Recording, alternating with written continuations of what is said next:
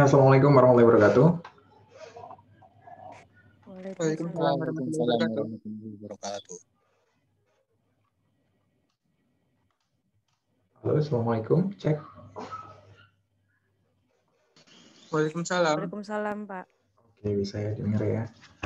Oke, mohon maaf sebelumnya saya telat masuknya karena tadi masih ada telepon dari fakultas. Kita mulai untuk kali hari ini kita akan ngebahas tentang return on investment ya. Jadi tentang istilah yang sudah sering sebenarnya saya ucapkan sebelum-sebelumnya ya, ROI atau ROI atau return on investment gitu ya. Dan istilah ini juga sebenarnya sering banget kita temui di konteks di luar pemasaran gitu. Jadi di konteks terutama di konteks perusahaan secara umum. Jadi kalau misalnya kita ngomong startup gitu ya di luar sana, ketika kita ngomong startup, ketika kita ngomong tentang laporan keuangan, maka yang namanya ROI ini hal yang sangat pasti hal yang sangat familiar buat kita semuanya.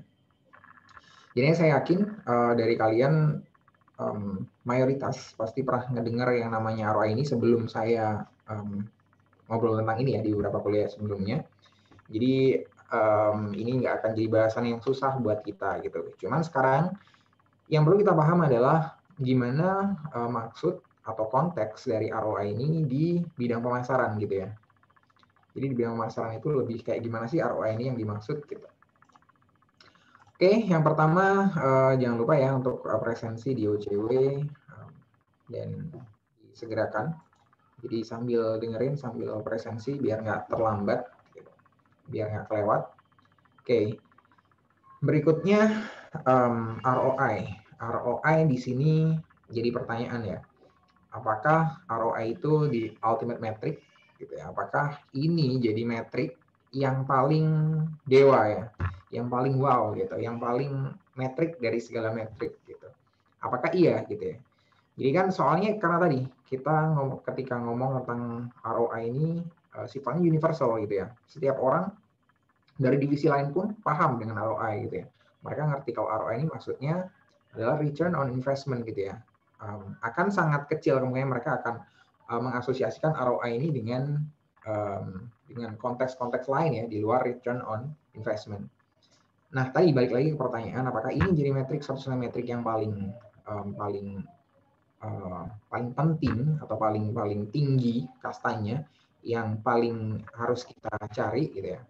Jadi di sini ada penjelasan bahwa marketers recognize that having the ability to accurately report on marketing's ROI creates acceptance ya. Jadi yang kita pahami di sini adalah creates acceptance gitu. Artinya apa sebenarnya? Artinya ketika kita bisa menghubungkan apa yang kita lakukan di marketing ya, apa yang kita lakukan di marketing dengan ROI-nya, maka bahasa kita akan lebih bisa dipahami oleh orang-orang di luar konteksnya marketing gitu kan. Jadi misalnya orang akuntansi, ketika kita ngomong oke, yang kita lakukan itu misalnya adalah project A, B, C gitu ya. Secara keseluruhan proyek ini membutuhkan investment sebesar sekian dan return yang balik ke kita adalah sekian. Jadi ROI-nya ketahuan dong, bisa dihitung dalam bentuk persentase, jumlahnya berapa. Nah itu mereka bisa nangkep gitu ya. Secara keuangan oke, make sense gitu ya. Investasinya butuh sekian, kemudian baliknya sekian. ROI angkanya bisa didapetin. Nah itu yang hal paling mendasar yang kenapa kita akhirnya perlu ngomong tentang ROI. Dan nggak cuma dengan divisi lain, para leader pun dalam sebuah organisasi gitu ya, pasti akan concern dengan metrik yang berhubungan dengan profitability ya. Dengan seberapa besar sebuah organisasi atau sebuah perusahaan itu bisa menciptakan profit gitu. Jadi uang yang udah pernah dikeluarkan dalam investasi di sebelum-sebelumnya, di masa-masa lalu, masa periode-periode sebelumnya mungkin, atau di tahun yang sama, gimana caranya investasi tersebut sekarang bisa jadi income buat mereka. Nah, jadi kayak gitu kira-kira. Jadi ketika kita ngomong tentang bisa ngomong tentang revenue tadi, ketika kita bisa jelasin berapa besar ROI-nya kita, maka akan lebih mudah buat kita ketika kita mau ngejudge apakah sebuah project yang kita lakukan, sebuah campaign yang kita jalankan itu berhasil atau enggak gitu ya. Jadi kita ngerti akhirnya. Jadi orang juga bisa dapat gambaran nih, orang di luar sana gitu kan. Campaign saya misalnya kita habis melakukan campaign atau let's say kita habis melakukan event gitu ya. Event kita event exhibition gitu, pameran. Anggarannya misalnya let's say 100 juta gitu ya. Kemudian dari situ kita dapat keuntungan ya, keuntungan misalnya kita dapat 50 juta gitu. ROI-nya kan berarti 50%. Orang bakal langsung bisa nangkap, oke, berarti ini adalah project atau event yang menguntungkan gitu ya. Jadi kita punya justifikasi ketika kita bisa langsung membandingkan antara income kita dengan investment yang udah kita keluarin. Nah, jadi itulah kira-kira tujuannya kita harus paham tentang ROI ini ya. Nah, ini ada ilustrasi doang sih, sebenarnya lebih ke ilustrasi. Jadi ROI ini sering luput dari pembahasan kita, terutama orang-orang di bidang marketing ya. Jadi kita sering nih ngomong, kalau misalnya kayak di media sosial lah, nggak jauh-jauh ya ke media sosial. Yang kita omongin apa di media sosial gitu kan, awareness gitu kan, reach-nya, engagement-nya, dan lain sebagainya. Semua matriks yang ada di analytics dari sebuah media sosial gitu ya, yang emang hubungannya dengan itu ya, reach lah, engagement-nya lah, seberapa banyak orang komen gitu kan, seberapa banyak orang like, seberapa banyak orang follow atau subscribe di akun kita atau channel kita. Itu jadi hal yang penting buat kita, buat para marketer gitu kan. Cuman itu nggak jadi penting buat orang di luar kita, karena belum tentu metrik-metrik tadi itu tuh menghasilkan uang gitu ya. Kalau concernnya orang di luar marketing, apalagi orang di bagian finance ya, termasuk juga yang di sini, nih yang duduk di sini nih, direct ini, dia akan lebih concern ke hal-hal yang berhubungan dengan tadi ya, revenue, kemudian profitability gitu ya, hal-hal yang lebih mengarah ke sana. Jadi kalau misalnya kita cuma ngomong itu doang, Pak, kita misalnya sekarang brand kita udah lebih dikenal banyak orang dan segala macam. Kemudian reach juga ngomong kayak gitu, misalnya ini ya contoh, kita udah engagement kita udah berhasil di level sekian gitu ya, kita udah rate-nya kita untuk bisa ngebales misalnya di engagement, di komen dan segala macam juga sekian dan segala macam. Kita ngebahas tentang itu gitu kan. Nah, intinya tapi kalau misalnya ada yang tanya, lalu impact-nya ke perusahaan apa dong? Impact-nya ke brand gitu kan, atau impact-nya ke pendapatan, seberapa besar sebenarnya yang masuk jadi uang gitu. Nah, itu sering kelewat ya, sering kelewat. Jadi kita sering terlalu sibuk dengan hal-hal yang berbau marketing banget, cuman hal-hal yang berhubungan dengan concern perusahaan secara umum jadi nggak ketangkep gitu ya. Nah, itu yang kita nggak boleh. Mulai sekarang kita udah mulai aware dengan yang namanya ROI ini. Ini salah satu matriks yang kita harus aware. Oke, ada chat sebentar. Oke. Taman Galang ya, Galang nggak bisa hadir. Oke, siap. Semoga segera sembuh.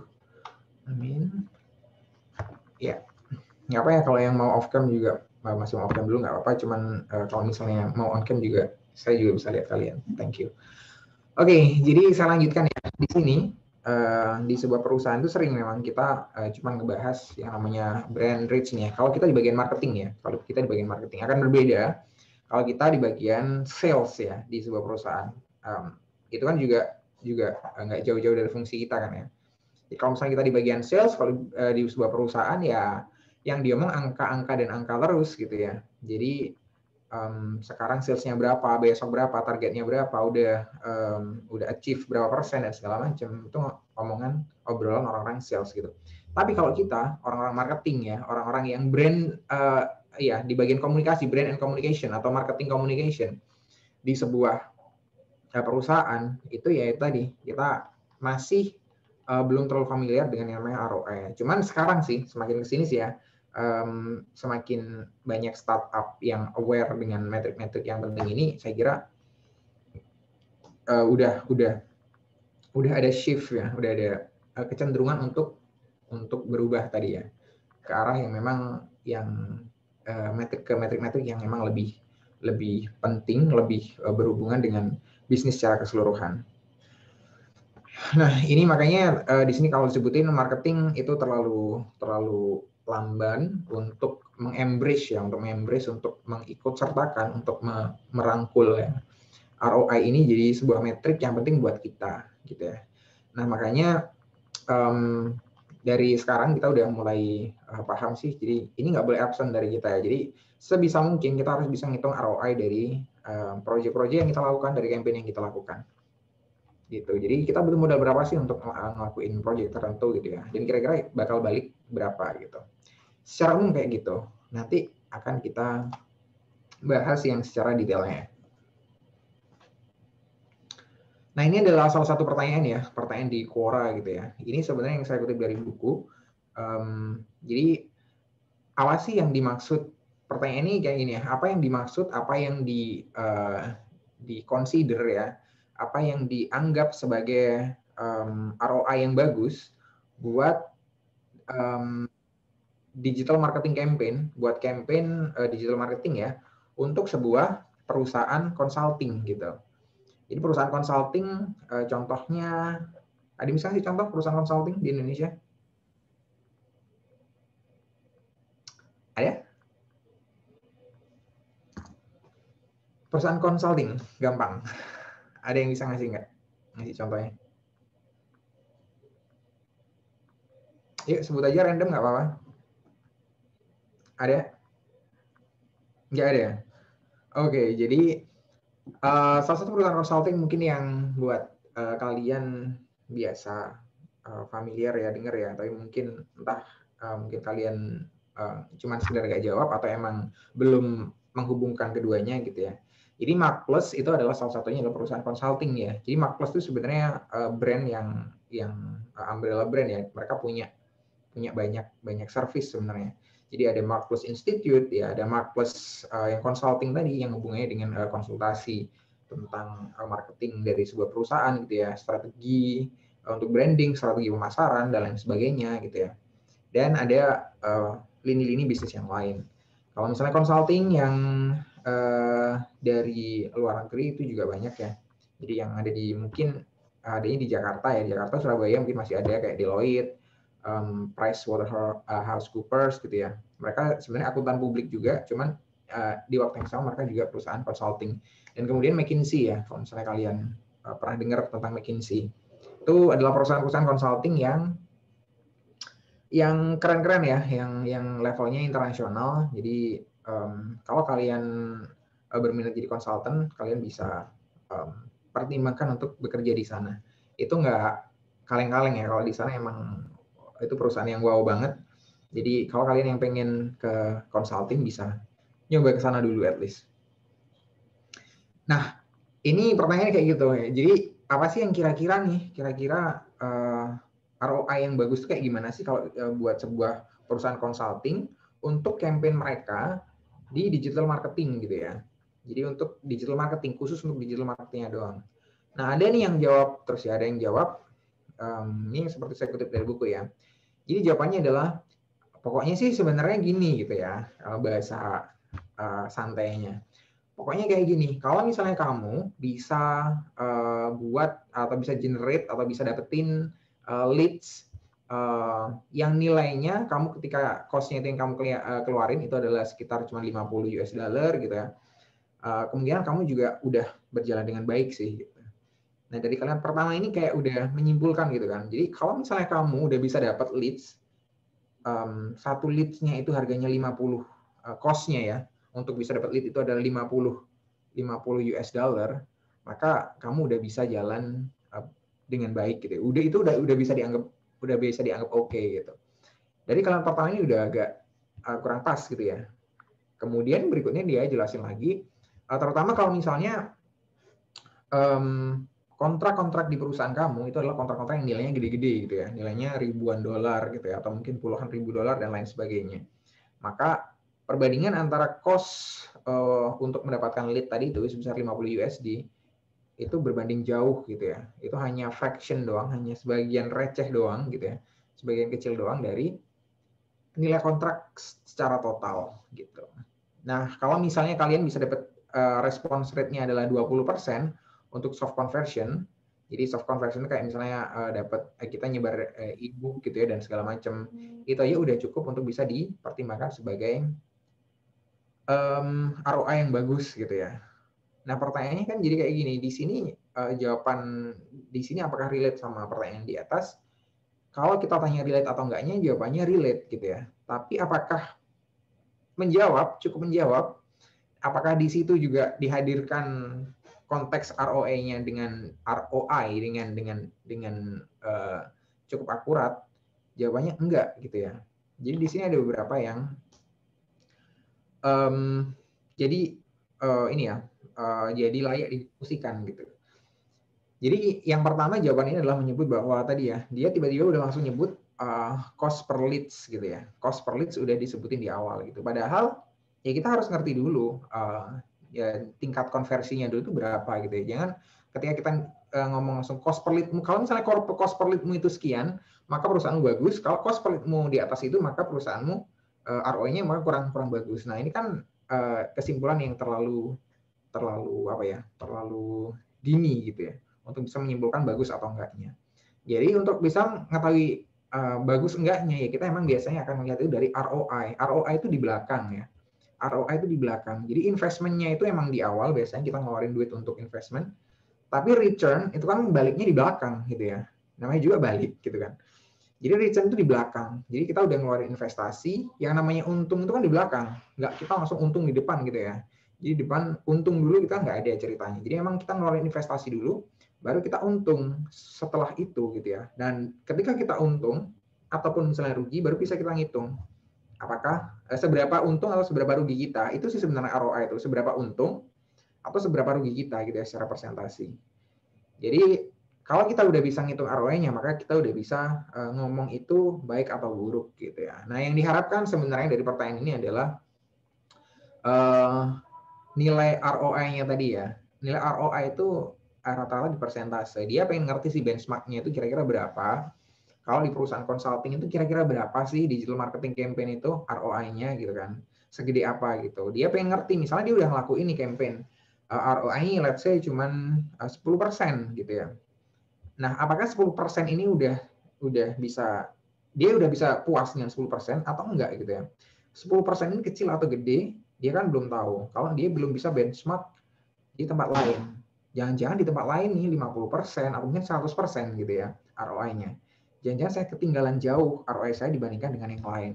Nah, itu yang sebenarnya ditanyakan oleh penanya di Quora ini ya, di pertanyaannya. Tapi jawabannya yang di sini itu adalah jawaban yang kurang tepat. Artinya di luar sana juga masih banyak yang belum terlalu paham dari konteks ROI ini sendiri gitu ya. Jadi konteks secara umumnya masih belum nangkep gitu. Ini adalah bahasa teknis ya, guys. Jadi kalau kalian join misalnya di grup atau di mentoring dan segala macam, ini bahasa yang saya kira kalian bakal familiar banget dengan bahasa-bahasa ini. Cuman itu tadi dia ngerti secara teknis, cuman konteks secara umum dia nggak paham. Nah itu yang jangan sampai kita miss di situ ya. Jadi harapannya kita nanti teknis juga paham, cuman konteks secara umum kita bisa nangkep gitu ROI ini apa maksudnya, ngitungnya kayak gimana juga. Oke, jadi inilah ROI itu ya. Jadi ROI itu sebenarnya profitability ratio, rasio profitabilitas ya. Jadi seberapa untung dan seberapa rugi sebuah perusahaan, rasionya berapa, yang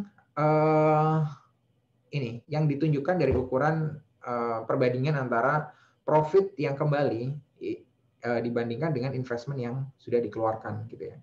Jadi ini juga ini memang kita tunjukkan karena kita mau rasio, itu tunjukkannya dengan persentase ya. Jadi persentase itu angkanya biasanya untuk di ROI itu adalah persentase, bukan angka ini ya, bukan angka desimal. Jadi seperti itu. Jadi yang perlu kita garis bawahi adalah profitability ratio ya. Ini yang perlu kita pahami. Jadi dari sini kan kelihatan ROI ini bisa konteksnya per campaign, bisa per project tadi itu ya, bisa juga konteksnya luas per perusahaan dalam periode tertentu. Misalnya dalam periode 1 tahun gitu bisa aja kita bahas ROI-nya. Jadi kalau misalnya kalian, saya kira kalian udah dapat ini ya, untuk analisis laporan keuangan gitu ya. Di sana pun kan kalian juga bahas rasio ini gitu kan. ROI, kalian juga bahas tentang rasio ini di sana. Itu yang biasanya kalau di laporan keuangan itu di periodenya adalah periode tahunan, gitu ya, jadi Januari sampai 31 Desember gitu kan. Jadi udah kelihatan laporan keuangannya, kita bisa ngitung ROI-nya. Atau misalnya kita ngebandingin nih ROI dari beberapa tahun gitu ya, di time series gitu.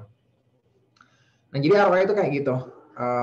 Cara ngitungnya, kalau rumusnya ya udah kelihatan ya, dari pemahaman ini udah kelihatan rumusnya. Jadi sebenarnya kita nggak perlu ngafalin juga di sini. Ya sebenarnya ini ya, profit dibandingkan dengan investment. Jadi total profitnya dibandingkan dengan total investment. Nah, untuk ngitung profit itu adalah ya revenue kita dikurangi dengan cost-nya tadi itu ya. Jadi itu yang perlu kita pahamin ya. Jadi jangan sampai kita membandingkan antara revenue dengan investment. Gitu. Jangan sampai kita membandingkan pendapatan dengan investasinya. Itu jadi bukan ROI gitu ya. Di sini ada nggak yang bisa jelasin perbedaan antara tadi yang saya sebutin pendapatan dengan profit gitu ya, antara profit and revenue. Itu apa kira-kira perbedaan mendasarnya? Jadi biar nggak salah ke depan ketika kita ngomong revenue itu ya revenue yang dimaksud, ketika kita ngomong profit ya profit yang dimaksud gitu. Jadi biar nggak kebolak-balik. Karena ini masih umum sekali kalau kita kebolak-balik ya. Masih umum banget. Ada yang bisa jelasin?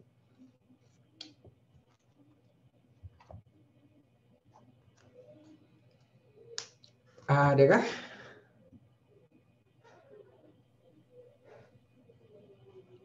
Nggak ada. Nggak ada? Arya, yuk. Itu tadi perbedaan profit dengan revenue ya Pak?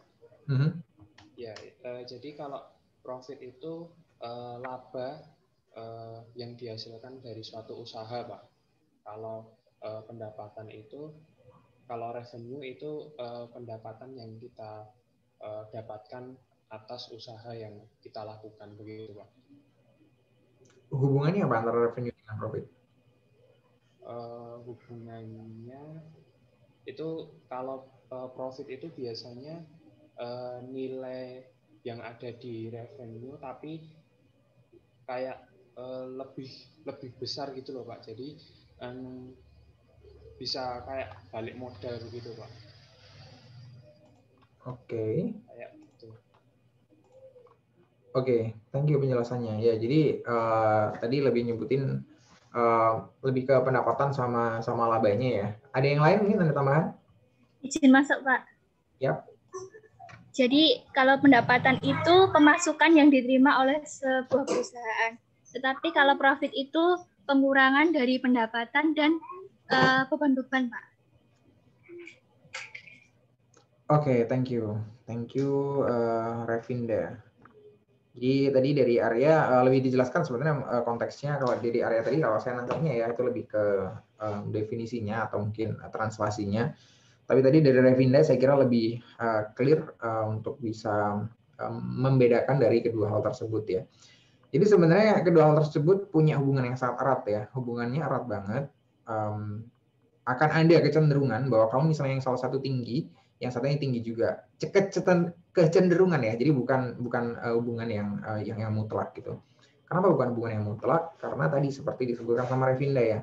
Jadi yang namanya pendapatan atau revenue ya, ini bahasanya biasanya macam-macam. Jadi ada revenue, pendapatan, kemudian bahasa Inggrisnya mungkin ada juga sales gitu ya, penjualan, nilai penjualan. Ada juga penjualan dalam bahasa Indonesia juga ada. Kemudian ada, sebentar saya lupa, harusnya saya tampilin ya. Namanya GMV. GMV. Kalian kalau di startup nanti pasti bakal ketemu yang namanya GMV. Ntar ya saya tunjukin aja biar nggak ngebayang-bayangin.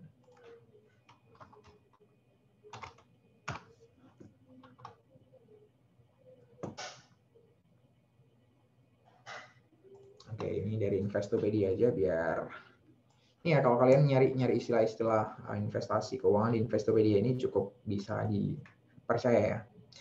Jadi kita harus paham juga ada yang istilahnya GMV ya. Saya nggak paham, jujur saya nggak paham ini sampai dengan saya masuk di startup ya. Jadi bahasa di mereka tuh bukan sales, bukan revenue, tapi GMV. Gross Merchandise Value. Gitu. Jadi sebenarnya apa sih? Sebenarnya ini juga sales gitu ya. Makanya di sini sebutin ya, Gross Merchandise Value is the total value of merchandise sold over a given period of time through a customer to customer to the exchange site gitu ya. Jadi GMV ini ya total sales-nya sebenarnya. Kalau di sini lebih spesifik ke periode tertentu melalui exchange site tertentu gitu ya, institusi gitu. Jadi pretty much sebenarnya yang sama yang dibahas adalah di sini adalah sales. Jadi kalau kita ngomong sales, kita ngomong revenue, ngomong GMV ini hal yang sama ya, hal yang sama. Jadi kita jangan sampai bingung gitu ya. Oh GMV itu apa ya gitu ya. Dari artinya gross merchandise value, kalau kita langsung terjemahin dari artinya mungkin kita akan agak ke distract ya gitu. Cuman GMV ini ya ini pengertiannya ini, kalian nanti bisa aja lebih lanjut mandiri ya. Jadi kalau kita ngomong tentang revenue tadi itu ya udah nilai yang kejual gitu ya, nilai yang kita dapetin, angka kotor yang kita dapetin dari sesuatu yang kita jual, baik itu mungkin produk ataupun mungkin jasa. Jadi nilai totalnya berapa? Kalau misalnya kita jual misalnya kita jualan jam tangan gitu ya. Jam tangan kita satunya harganya adalah 2 juta. Kita bisa harga jual dari kita ya 2 juta. Kita bisa jual dalam satu hari itu 5 jam tangan. Maka pendapatan kita, GMV kita, sales kita dalam hari tersebut itu adalah berapa? Ya 5 dikali 2 juta gitu ya. Which is 10 juta, itu adalah nilai sales kita gitu. Nah, pertanyaan berikutnya adalah tadi ya dihubungkan dengan pertanyaan saya yang sebelumnya adalah hubungannya dengan profit gitu. Apakah saya di sini profit? Pertanyaannya, jawabannya adalah bisa iya, bisa enggak gitu. Karena kita sama sekali nggak ngebahas profit ya. Kalau kita ngomong tentang GMV dan segala macam, sama sekali kita nggak ngomong sebuah perusahaan untung atau enggak gitu. Bahkan banyak perusahaan di luar sana, banyak banget ya, perusahaan yang nilai omsetnya besar, tambah lagi omset ya. Omset penjualan, sales, GMV, same idea ya. Jadi ya itu ngomong hal yang sama. Jadi kalau kita ngomong tentang itu, belum berarti bahwa perusahaan kita bakal profitnya gede gitu ya.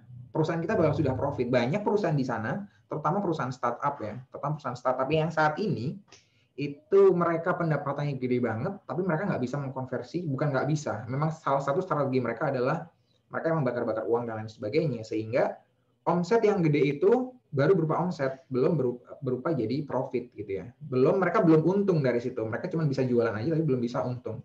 Sama konteksnya dengan saya tadi, kalau misalnya saya bisa jualan jam sehari 5 jam gitu ya, kayak promising gitu kan ya, wah keren ya berarti ya Pak Mahendra, berarti tiap hari bisa ngejual omset per harinya aja 10 juta gitu ya.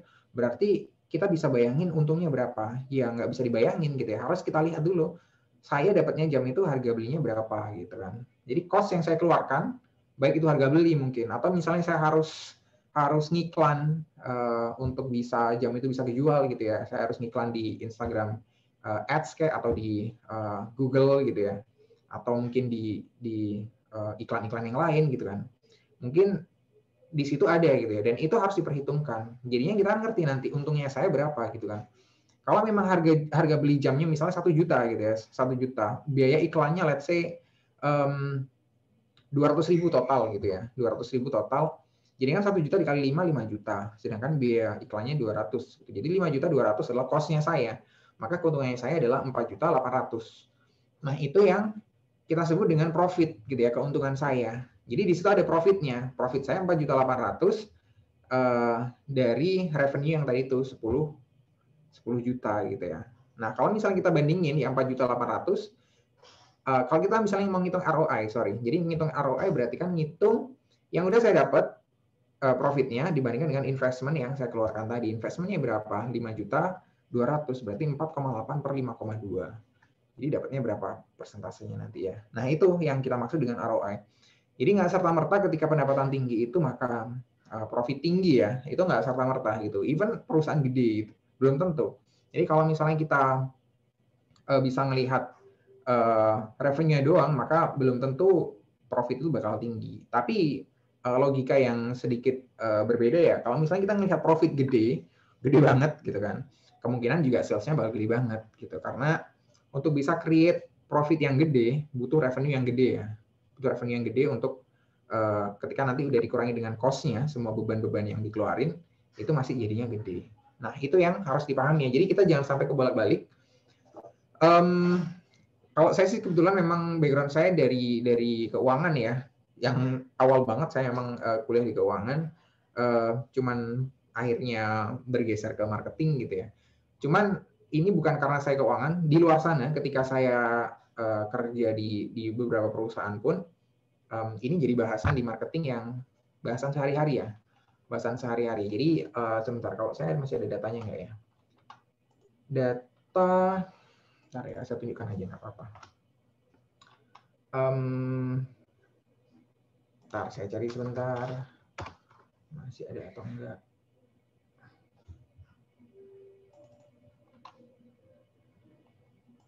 Oke.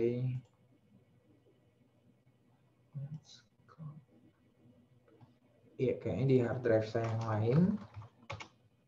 Jadi saya sebenarnya pengen nunjukin tabel-tabel penjualan. Karena saya di bagian sales ya, ketika kemarin terakhir saya ada di sebuah startup, sama istilahnya dipakai adalah GMV ini. Jadi GMV-nya berapa dan lain sebagainya. Gitu. Jadi artinya kita sebagai orang yang nggak ada hubungannya dengan keuangan pun di sebuah perusahaan, itu bakal harus familiar dengan hal kayak gini. Jadi jangan sampai mulai sekarang ya, mulai detik ini, jangan sampai ketukar-tukar antara profit sama revenue tadi. Jadi itu dua hal yang sangat berbeda gitu ya. Jadi kalau kita mau profit doang, revenue doang. Karena itu ada konsekuensinya ya. Jadi salah satu konsekuensinya adalah kayak gini. Ini sebenarnya agak di luar konteks, cuman biar kalian dapat gambarannya aja ya. Biar kalian dapat gambarannya tentang apa namanya, profit dan revenue tadi. Ketika adalah misalnya dua hal tersebut dipakai di dalam kontrak ya, which is itu sebenarnya terjadi ya di startup tempat kerja saya. Jadi kalau misalnya gini, kita kerjasama nih, saya kerjasama di sini misalnya sama Intan gitu ya. Jadi saya kerjasama sama Intan, kita kerjasama yuk gitu. Kamu kan punya bisnis nih, misalnya bisnis apapun lah, misalnya Intan ya, Intan misalnya jualan minuman instan gitu ya, agak mirip sama namanya. Kemudian saya yang nanam dana. Modalnya dari saya. Udah, Intan, kamu nggak usah khawatir masalah uangnya, itu dari saya gitu ya. Saya bisa invest di tempat kamu sesuai kebutuhan kamu kira-kira berapa gitu ya. Kemudian Intan propose misalnya mungkin 100 juta gitu ya, 100 juta untuk mungkin 2 outlet gitu. Oke, 100 juta, saya taruh 100 juta di situ. Nah, kesepakatan di sini adalah kita nanti ini ya, Intan, kita langsung revenue sharing. Jadi diingat ya kata-katanya adalah revenue sharing. Jadi revenue sharing-nya saya nggak minta banyak-banyak sebenarnya, 20% di saya, 80% di kamu deh, nggak masalah gitu ya. Kalau menurut kalian ada nggak yang berpendapat dengan skema yang seperti ini itu bakal menguntungkan atau enggak? Ada yang berpendapat? Silakan. Intan juga boleh berpendapat. Kalau misalnya kamu punya bisnis kayak gitu, saya mau nanam tempat kamu 100 juta, saya bilang 20% buat saya tiap bulan, laporan tiap bulan, dari laporan tiap bulan, 20% revenue sharing itu saya 20%, kamu 80%. Gimana Intan?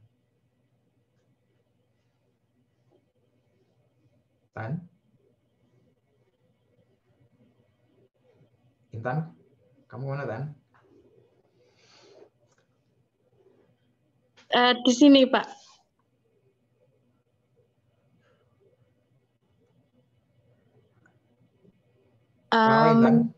Halo Pak. Iya Pak. Kedengeran Pak suara saya? Oh, kedengeran suaranya. Kedengeran. Oke, biar nggak lama-lama ya, waktu kita terbatas. Jadi gini, saya jelasin aja. Jadi kalau misalnya revenue sharing, let's say misalnya di bulan depan omsetnya Intan ya, omsetnya Intan itu adalah 10 juta, saya dapat berapa gitu. Kita mau omset ya, kan revenue sharing tadi. Jadi kalau revenue-nya Intan itu di bulan depan adalah 10 juta, saya langsung dapat 2 juta. Dan Intan langsung dapat 8 juta gitu ya. Yang unik di sini apa? Saya nggak mau tahu cost yang dikeluarkan sama Intan berapa gitu ya. Bisa jadi cost yang dikeluarkan Intan adalah 8 juta. Bisa jadi cost yang dikeluarkan Intan adalah 7 juta misalnya. Bisa jadi cost-nya 10 juta gitu ya. Tapi saya nggak mau tahu gitu ya. Pokoknya setiap periode saya ngambil dari revenue. 20% dari revenue 10 juta ya berarti saya langsung dapat 2 juta. Kalau 20 juta saya langsung dapat 4 juta gitu ya. Saya nggak ngelihat cost-nya dia yang dia keluarkan untuk segala macam itu berapa untuk running bisnisnya. Nah, itu adalah revenue sharing. Berbeda kalau misalnya profit sharing. Kalau profit sharing semuanya dihitung dulu. Saya harus melihat dulu, oke, kemarin dapatnya 10 juta, bulan ini dapatnya 10 juta gitu ya, bulan yang lalu misalnya. Bulan yang udah lewat, kita dapat 10 juta, kemudian cost-nya yang udah kamu keluarin misalnya 8 juta gitu ya. 8 juta, jadi 2 juta, profitnya 2 juta. Nah, dari 2 juta itu profit sharing-nya berapa? Misalnya 50-50 gitu ya. Oke, berarti saya 1 juta, Intan 1 juta gitu. Nah, itu memperhitungkan cost-nya tadi. Kalau revenue sharing, itu nggak memperhitungkan cost-nya. Jadi akan ada case ketika Intan itu rugi, tapi saya tetap dapat bagian saya gitu ya. Jadi misalnya kayak tadi, dari 10 juta sebenarnya cost yang dikeluarkan Intan adalah 9 juta. Tapi kan saya nggak mau tahu itu revenue sharing. Revenue sharing saya langsung dapat 2 juta. 2 juta kali 20% kalikan 10 juta, 2 juta tadi ya. Itu langsung masuk saya. Sedangkan Intan dapat bagiannya cuma 8 juta, padahal yang dia keluarkan untuk running bisnisnya itu 9 juta. Dia minus 1 juta. Dia rugi, tapi saya nggak rugi gitu ya. Nah itu ya, kalian harus aware sama yang namanya revenue sama profit. Itu berhubungan tapi berbeda banget gitu ya. Berhubungan tapi berbeda banget. Jadi kalian harus aware banget sama hal tersebut. Dan hati-hati dengan, ya ketika kalian membahas profit, ketika kalian sendiri yang lagi ngebahas itu, atau ketika kalian dengerin klausul-klausul kontrak dan lain sebagainya, itu diperhatikan baik-baik antara revenue dan profit. Oke ya.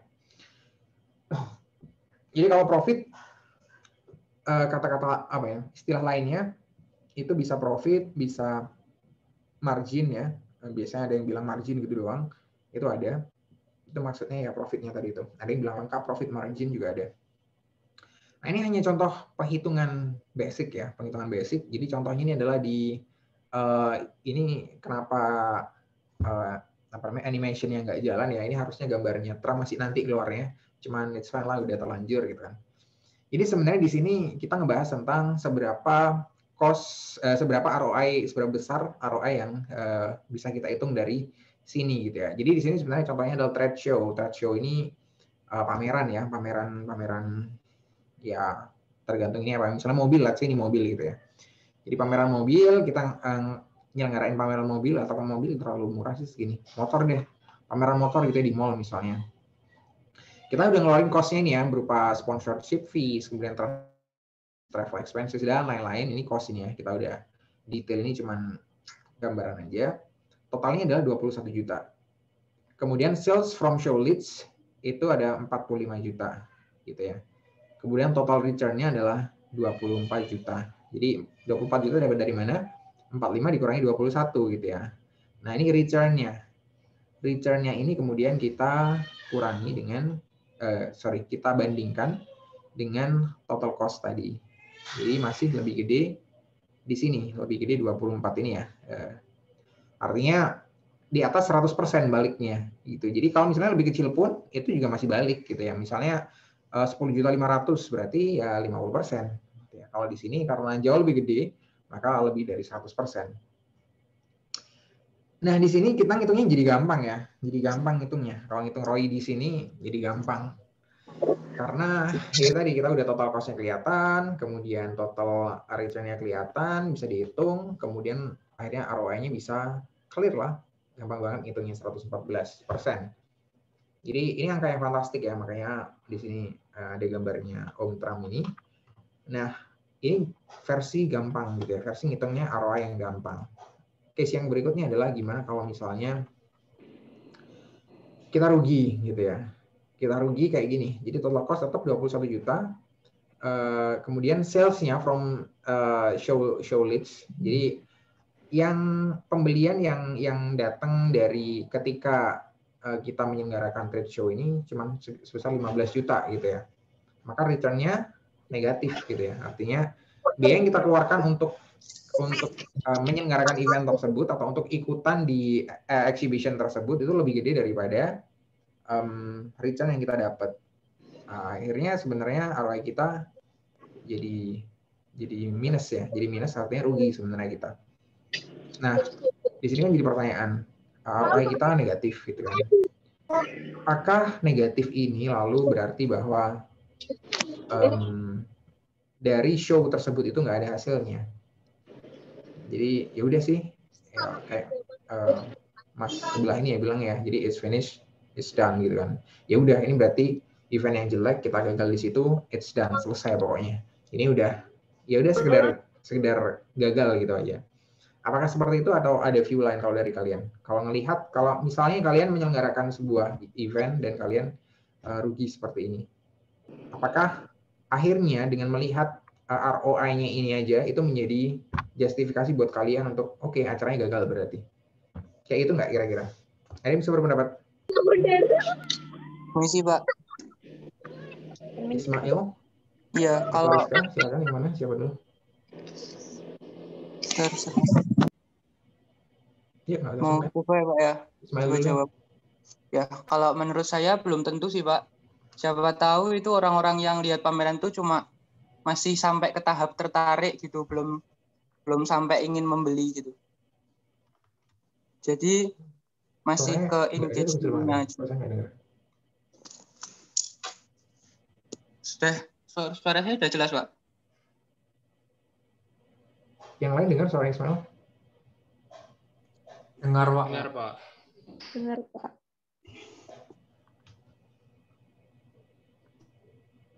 Oke, coba diulang Ismail. Sorry, kayak di saya.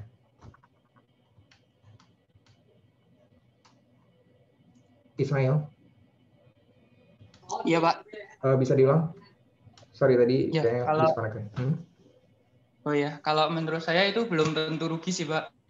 Karena? Siapa tahu itu pelanggannya itu masih, yang nonton pamerannya itu masih ke tahap engagement-nya, belum sampai ke tahap ingin membeli, belum sampai eksekusi membeli gitu, Pak.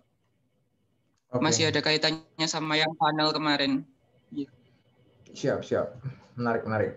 Oke, thank you Ismail. Yang lain? Menjawab, Pak. Ya, Rizka. Saya hampir sama seperti Mail. Karena kalau untuk langsung membelikan kayak konsumen belum tentu dia kayak masih memikir-mikir gitu, Pak. Jadi dia kayak lihat dulu barangnya, eventnya seperti apa. Next kalau ada event mungkin untuk event itu membuat lagi, dia akan tertarik lah.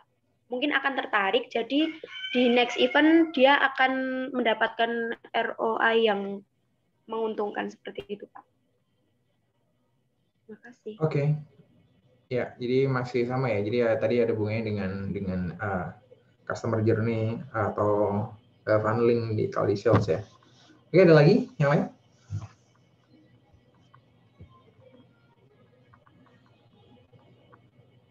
Oke, cukup ya. Iya, jadi benar ya. Jadi yang dimaksud di sini memang benar. Jadi kita nggak bisa lalu men-state bahwa ROI ini jadi ultimate metric tadi ya, kayak yang di awal tadi, yang pertanyaan yang di awal banget tadi. Kita nggak bisa lalu berkata bahwa kalau misalnya ROI kita itu jelek, maka ya jelek aja gitu ya. Maka di kita ya jelek. Ini saya hapus ya gambarnya karena emang gambarnya itu harus animasi. Nggak tahu kenapa nggak jalan. Jadi sama sebenarnya tadi kayak dibilang sama Ismail sama Rizka. Lalu di mana kita ngitungnya awareness ya? Nah, customer awareness, consumernya itu ketika mereka di sana misalnya baru lewat doang, mereka sekedar ngerti misalnya brandnya ya. Misalnya kayak tadi jualan motor, misalnya motor merek tertentu lah yang mungkin orang belum pernah ngerti gitu ya. Motor dari misalnya Malaysia lah contoh gitu ya, masuk di sini dan kita yang jualan gitu kan. Orangnya baru ngerti mungkin di event itu gitu ya, karena kita buka event itu di sana gitu. Nah, awareness di situ di mana dihitungnya gitu kan. Apakah dengan ROI yang jelek, tiba-tiba awareness itu kita juga nggak perhatikan? Itu kan enggak. Sama kayak misalnya tadi yang disampaikan Ismail juga, bisa jadi orang belinya masih nanti-nanti gitu kan. Bisa jadi pas orang kesana itu nggak bawa uang gitu ya. Bisa jadi kalau misalnya di motor kan, di otomotif kan biasanya SPK ya. Orang kan DP dulu, naruh DP langsung SPK. Nah itu kan bisa dihitung memang, langsung bisa kelihatan. Karena SPK-nya jelas, kita tanda tangan di situ ada dokumennya. Tapi ya nggak serta-merta orang yang lihat brand tersebut langsung beli kan juga enggak, walaupun dia tertarik misalnya, bisa jadi dia belum punya uang pada waktu itu, bisa jadi misalnya dia belum gajian atau segala macam, dia belum berani SPK dan segala macam, dia belum izin istrinya atau gimana gitu ya, bisa jadi banyak pertimbangan. Nah itu yang nggak kelihatan di ROI gitu ya. Kenapa sih sebenarnya kita sebagai marketer itu jadinya ROI ini ya, ROI penting gitu ya, cuman kalau kita ngomong itu satu-satunya yang penting ya kurang tepat gitu ya. Nah makanya kita gimana caranya nanti ketika ke depan itu adalah mengembangkan formula-formula yang bisa memperhitungkan dari kayak misalnya awareness tadi ya, atau dari konsumen-konsumen yang interest tadi itu menjadi setara ROI. Jadi kalau misalnya kita konversi ke ROI itu berapa sih besarnya kira-kira. Nah itu biar ngitungnya kita bisa terkuantifikasi ya. Karena kalau enggak kita bakal tetap kepisah ya, ROI-nya sekian. Kemudian orang yang aware itu misalnya kita bisa ngitung nih, misalnya kita bisa ngitung gitu ya, entah di depan tuh ada mesin suka nggak suka atau pengen nggak pengen dan segala macam. Orang yang suka banyak banget misalnya, tapi ROI kita jeblok gitu ya.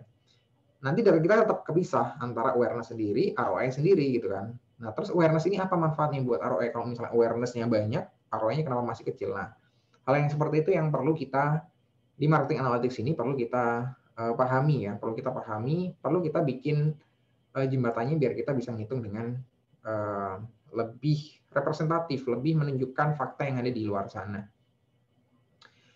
Jadi memang tantangan-tantangan ketika kita ngitung ROI itu ya, ROI itu penting, sekali lagi penting.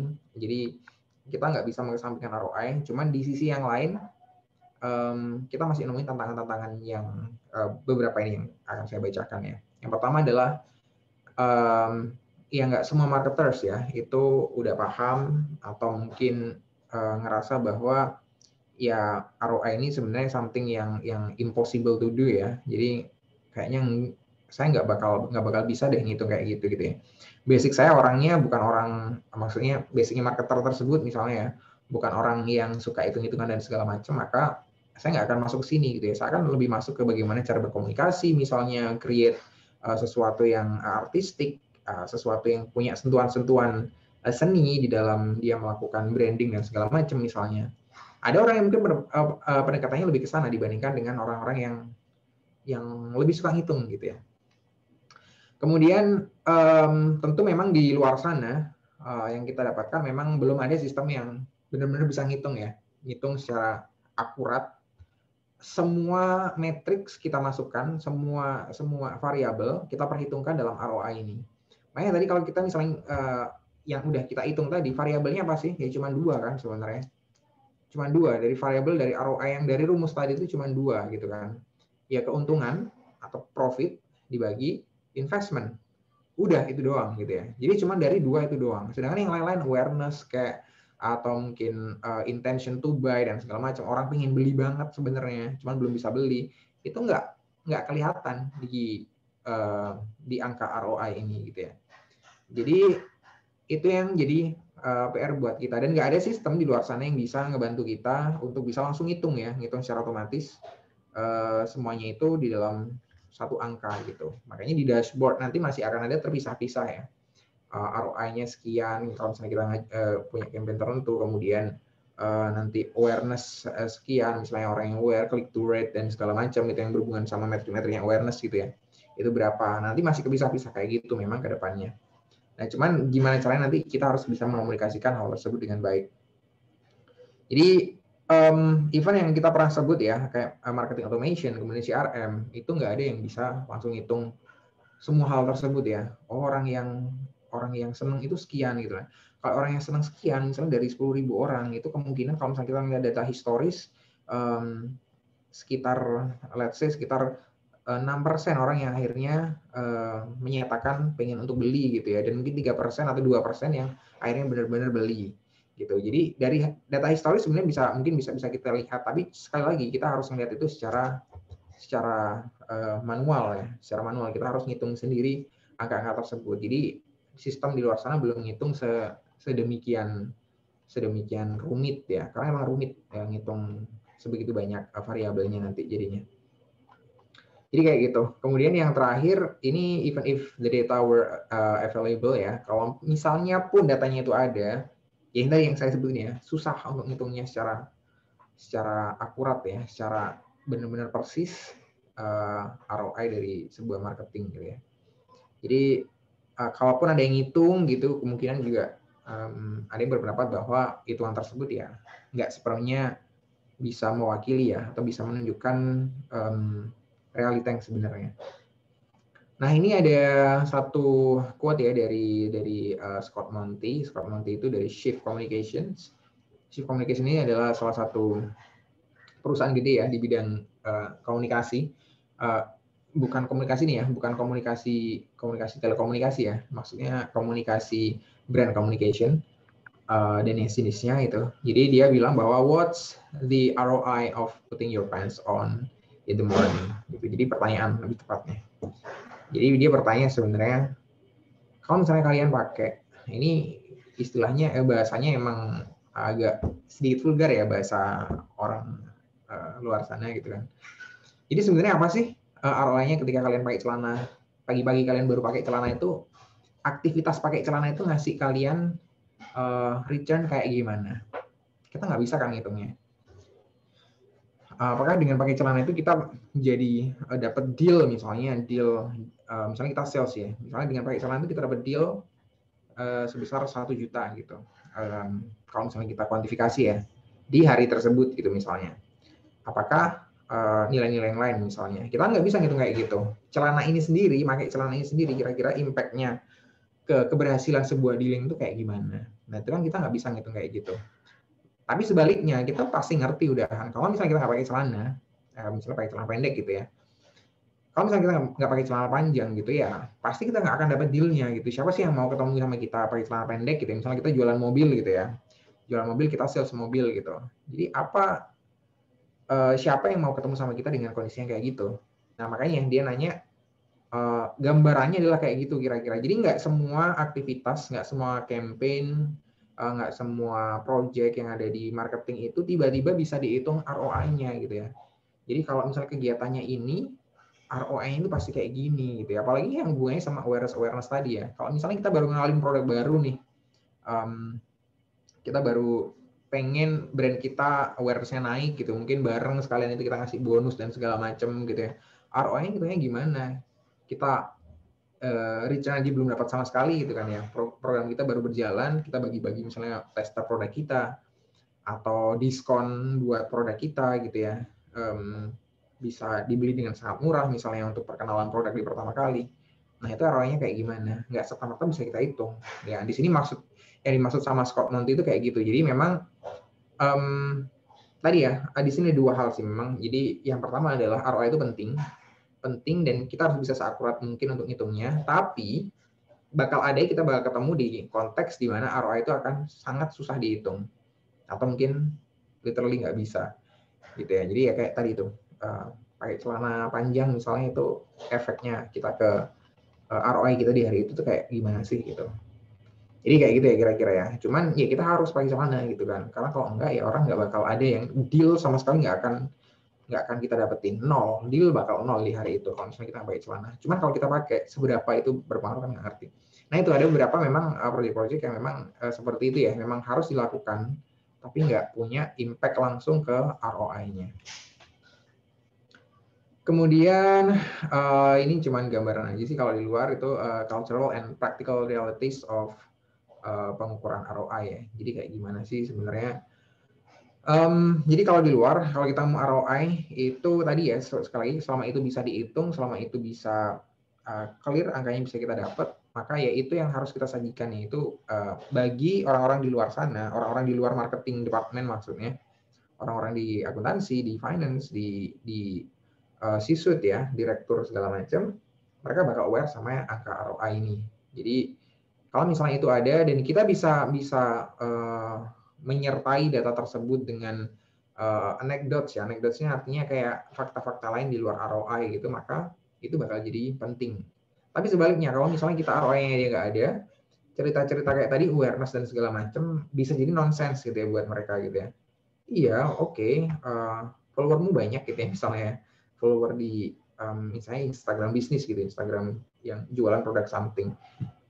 Tapi kan orangnya bakal emang berapa orang yang beli gitu kan, seberapa untung kamu dengan melakukan aktivitas marketing yang udah kamu lakukan ini gitu kan. Ujung-ujungnya pertanyaan kan ke sana mereka. Nah, kalau itu kita nggak bisa jawab, maka awareness kita yang tinggi itu tadi juga seolah-olah ya, itu nggak ada impact-nya buat keuntungan sebuah bisnis atau perusahaan. Nah, kayak gitu sih kira-kira nomor 1 sama nomor 2 ini. Oke, kemudian kalau misalnya itu yang sama kayak di contoh yang tadi kita pakai, kalau kita lagi bagus gitu ya, lagi fantastik tadi yang kayak dari Om Trump tadi ya, maka orang nggak akan terlalu melihat ROI-nya gitu ya. Jadi kalau udah bagus ya udah sih bagus gitu ya, udah semuanya happy gitu, achieve dan lain sebagainya. Tapi sebaliknya kalau misalnya lagi nggak bagus, kita bakal ditanyain nih, uang yang kemarin udah kita pakai untuk campaign-campaign itu pengaruhnya buat perusahaan itu kayak gimana, pengaruhnya buat ROI itu kayak gimana. Nah itu sih kira-kira kayak gitu ya. Jadi ketika kita misalnya ada di kondisi yang bagus pun, maka tetap kita harus hitung ROI ini ya, buat jaga-jaga aja emang. Saya kira sih metrik ini metrik yang cukup impactful ya untuk bisa kita lihat gitu, dan bisa kita bandingin gitu ya. Jadi misalnya ROI kita untuk project tertentu misalnya kayak tadi mungkin disebutkan sama siapa ya tadi, lupa saya, Rizka mungkin ya kalau nggak salah. Jadi kalau misalnya di sebuah project itu kita fail gitu ya, nah itu kan jadi bahan evaluasi ya, kita ngerti sebenarnya ROI-nya segitu, oke lah ROI-nya segitu, dan metrik-metrik yang lain misalnya yang tadi tentang engagement dan lain sebagainya juga sekian gitu ya. Nah nanti kan bisa kita kembangin lagi ya, misalnya oke berarti ada sesuatu yang salah misalnya contoh gitu ya, atau memang ada proses yang memang harus kita lalui, ini adalah proses perkenalan. Nanti di campaign berikutnya, di project berikutnya kita buat yang lebih menuju ke itu tadi yang call to action misalnya, biar orang beli gitu. Jadi itu juga bisa kita lihat dari ROI-nya tadi itu. Jadi ini bakal jadi metrik yang cukup ngebantu kita, even kita di bidang marketing. Dan ini yang slide bagian terakhir ya dari kuliah kita hari ini. Jadi di sini ada quote lagi ya dari di sini. Kalau tadi Shift Communication itu adalah salah satu perusahaan ternama ya di bidang branding and communication. Jadi kalian nanti bisa cek ya perusahaan mereka itu ngerjain apa aja sih. Dan itu terkenal di level global ya, internasional. Sama kayak di kantor Millward Brown ini juga sama. Kantor Millward Brown itu juga perusahaan consulting juga ya. Jadi kayak tadi yang saya minta contohnya di awal tadi. Nah, kantor Millward Brown ini juga sama. Ini perusahaan consulting juga, kemudian perusahaan research juga di bidang marketing gitu. Jadi mungkin kalian belum pernah dengar ya. Sama, saya dengar ini juga setelah masa-masa kuliah gitu ya. Setelah udah kerja, ada teman saya yang kerja di sana di kantor Millward Brown gitu ya. Saya baru ngerti, saya baru cek di website dan segala macam. Ternyata mereka internasional gitu ya. Ternyata mereka internasional dan klien-klien mereka perusahaan-perusahaan gede. Itulah kenapa kita jadi kurang familiar dengan perusahaan-perusahaan yang kayak gini ya. Karena memang mereka kliennya adalah klien B2B. Mereka nggak ngiklan. Mereka nggak ngiklan di TV. Mereka nggak ngiklan di YouTube dan lain sebagainya. Mereka langsung B2B, langsung ke perusahaan-perusahaan yang kira-kira butuh sama servisnya mereka gitu ya. Jadi mereka nggak ada di iklan di ruang publik ya. Makanya kita nggak begitu aware gitu. Tapi buat kalian sebenarnya yang pengen kerja berhubungan dengan research dan lain sebagainya, suka dengan marketing research, boleh banget di kantor Millward Brown gitu ya. Existing ya, sekarang lagi ada teman saya juga yang kerja di sana gitu ya sebagai research associate ya. Jadi emang di level riset. Nah itu sebenarnya saya emang pengen nge-expose beberapa brand ya. Jadi seperti saya udah pernah bilang, mungkin saya akan nge-expose beberapa brand yang mungkin kita belum familiar dan akan saya bawa ke kelas gitu ya. Harapannya kalian nanti bisa nyari informasinya lagi ya, at least ngelihat mereka itu di mana, kerjaannya apa, kira-kira kalau yang udah kerja di sana itu orangnya kayak gimana gitu ya. Kalian bisa nyari mungkin dari, kalau yang ada yang punya LinkedIn, orang yang kerja di kantor itu orang-orang kayak gimana, background-nya mereka kayak gimana, kalian kan bisa tahu. Barangkali kalian ada interest ke sana. Oke, jadi kalau menurut Gordon Weiner nih, saya nggak tahu dia di bagian apa, pokoknya dia dari Millward Brown ya. Nah, Kalau kata dia itu, linking marketing to financial performance is not now nor has it ever really been solely about return on investment. Jadi sama, dia sebenarnya ngomongnya juga kita di sini nggak sekedar ngomong ROI doang gitu harusnya gitu ya. ROI penting, cuman bukan lantas ROI itu yang paling penting dari segalanya, enggak gitu ya. Jadi masih banyak hal yang perlu kita consider ya di luar ROI itu sendiri gitu. Jadi bahkan ada banyak kegiatan-kegiatan kalau di sini sebutin ya, but it's not in itself sufficient for understanding how marketing helps to achieve business objectives or how its contribution can be improved gitu ya. Ya, jadi nggak sekedar kita bisa ngedrive orang untuk bisa beli doang gitu ya, tapi gimana peran marketing ini juga kayak misalnya bisa membuat orang lain juga akhirnya sangat-sangat aware dengan sebuah brand gitu ya. Tingkat awareness kan juga berbeda-beda. Ada orang cuma sekedar ngerti doang. Ada orang yang ngerti banget gitu ya. Ada yang mungkin orang sampai advocate walaupun dia nggak punya barangnya gitu ya. Walaupun dia nggak punya barangnya, misalnya ada car enthusiast misalnya ada, atau mungkin gadget enthusiast di sini yang suka brand tertentu misalnya, tapi belum punya brand tersebut sebenarnya. Cuman dia fans banget walaupun dia belum punya. Nah itu kan kerjaan siapa gitu ya, kerjaan marketing gitu kan. Gimana dia bisa ngebawa brandnya dia sampai di level yang kayak gitu. Nah artinya sebenarnya orang tadi belum beli gitu ya, orang tadi belum beli, nggak bisa dilihat dari ROI semata-mata dia dari angka finansialnya saja gitu kan. Cuman the strength ya, powernya konsumen yang bisa advocate tadi itu, walaupun dia belum beli, dia bisa mempengaruhi orang lain untuk beli gitu ya. Nah itu kan nggak ke-record ya, nggak ada di sistem. Jadi di sini memang jadinya pendekatannya kita agak di intermediate ya. Kita data itu bakal kita butuhin banget, tapi bakal juga banyak hal yang mungkin luput dari data yang harusnya kita butuhin ya, harusnya kita tangkap dari kita capture dari sebuah proses marketing gitu. Jadi makanya balik lagi sebenarnya di sini di marketing ini kita nggak cuma butuh otak tapi juga butuh perasaan gitu ya. Artinya sebenarnya kita harus bisa imbang antara analytics, antara ngerti tentang angka-angka ini tadi dengan gimana untuk memahami konsumen tadi dari pola berpikir mereka juga gitu kan ya, dari behaviornya mereka itu kayak gimana. Jadi kira-kira itu ya kuliah kita hari ini. Sampai sini mungkin silakan ada pertanyaan.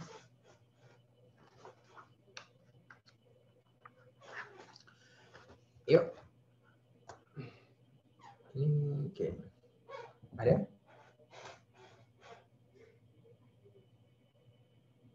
Tidak ada. Ini hari Jumat tuh hari ini ya.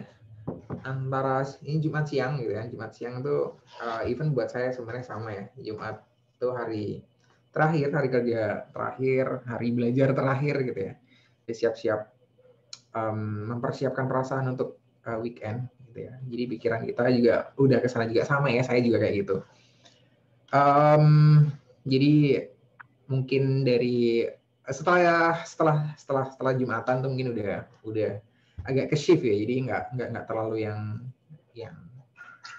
excited banget dengan aktivitas di hari itu gitu ya, karena emang udah ada gambaran besok ngapain dan lain sebagainya. Tapi masalah ya, nanti kalau misalnya belum ada pertanyaan juga bisa ditanyain di WhatsApp ya, kayak kemarin juga. Kalau tanya ini yang kita nggak perlu ada jam khusus untuk bertanya. Jadi kalau misalnya kuliah udah lewat pun kalian boleh tanya apapun kapanpun gitu ya. Dan ya saya berusaha jawab secepatnya ya.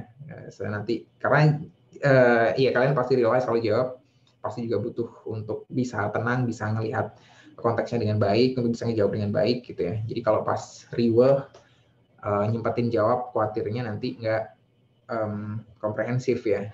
Jadi penjelasannya jadi kurang asal jawab gitu, malah nggak berkualitas diskusinya. Jadi feel free kalau misalnya mau tanya, even itu di hari Sabtu, Minggu, tanya nggak masalah ya. Jadi nggak usah sungkan-sungkan. Nggak ada rules buat itu kalau buat saya sih. Jadi kalian bisa nanya kapan aja. Karena belajar itu nggak cuma di kelas. Sama seperti saya ketika saya kuliah itu banyak juga saya belajar dari hal-hal yang ada di luar kelas gitu ya. Saya ngelihat dari sesuatu, misalnya dari sebuah iklan gitu ya. Saya jadi belajar, saya jadi nanya-nanya ke profesor saya pada waktu itu. Belajar itu dimanapun. Jadi kalau misalnya kalian nemuin something yang ada di luar kelas, kalian mau share, kalian mau tanyain, nggak usah nunggu waktu tatap muka gitu ya. Keburu kelewat nanti, keburu basi. Jadi langsung aja ditanyain, nggak masalah gitu. Kalau misalnya saya udah ngerti ya saya bisa langsung jawab. Kalau misalnya saya belum ngerti ya saya butuh waktu. Ya saya kan nggak ngerti kalau saya nggak ngerti ya. Kalau emang saya benar-benar di luar konteks saya, ya saya nggak akan bisa jawab gitu kan. Cuman kalau misalnya kita masih bisa research bareng-bareng ya kita bakal perlu research bareng-bareng. Oke, itu ya dari saya. Vano, ada pertanyaan? Oke, thank you semuanya yang udah hadir hari ini. Tolong yang belum presensi, tinggal 10 menit lagi waktunya presensi, jadi jangan sampai kelewat. Gitu ya. Jadi thank you. Jadi maaf kalau misalnya ada salah-salah kata. Demikian dari saya. Wassalamualaikum warahmatullahi wabarakatuh. Waalaikumsalam warahmatullahi wabarakatuh. Terima kasih, Pak. Terima kasih, Pak. Oke, sama-sama semuanya. Sama-sama.